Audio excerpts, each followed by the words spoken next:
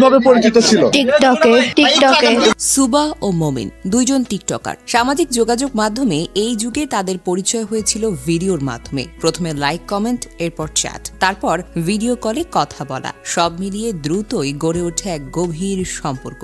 একদিন সিদ্ধান্ত নিল শুধু অনলাইনে নয়, এবার বাস্তবেও দেখা করতে হবে তাদের। সুবা তখন ঢাকায় মায়ের চিকিৎসার জন্য পরিবার সহ মোহাম্মদপুরে এক আত্মীয়ের বাসায় উঠেছিল, আর মমিন থাকে নওগাঁয়। পরিকল্পনা ছিল একেবারে সিনেমার মতো। একদিন সন্ধ্যায় মোহাম্মদপুর কৃষি মার্কেটের সামনে দেখা হয় তাদের। প্রথম দেখাতেই প্রেম আরো গভীর হয়, আর সেই মুহূর্তেই তারা সিদ্ধান্ত নেয়, চলো বাসে করে নওগাঁ চলে যাই। একটু ভেবে দেখুন তো, 11 বছর বয়সী একটা মেয়ে, যার মা ক্যান্সারে আক্রান্ত, যার জন্য পুরোটা পরিবার উদ্বিগ্ন, সে কিনা টিকটকার প্রেমিকের হাত ধরে নিজের পরিবার ছেড়ে পালিয়ে গেল।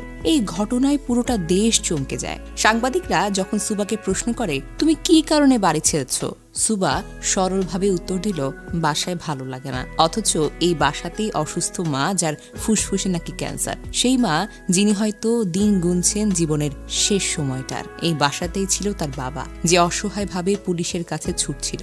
এই বাসাতেই ছিল তার পরিবারের সদস্যরা, যারা দিন রাত ধরে পোস্ট পড়ে কাঁদছিল। তবুও দেখুন না, সুবার কাছে পরিবার নয়, ক্যান্সারে ভুগতে থাকা মা নয়, বেশি গুরুত্বপূর্ণ হয়ে উঠেছিল ওই টিকটকার প্রেমিক মমিন।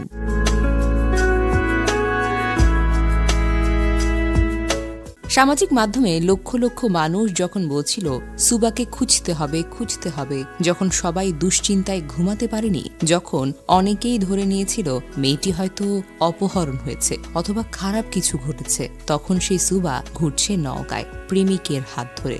সোশ্যাল মিডিয়ার অতিরিক্ত আসক্তি, অপরিণত বয়সে ভালো মন্দ না বোঝার ক্ষমতা, আর কিশোর বয়সের মোহ কতটা ভয়ঙ্কর হতে পারে, সুবার ঘটনা সেটাকেই চোখে আঙুল দিয়ে বুঝিয়ে দিল।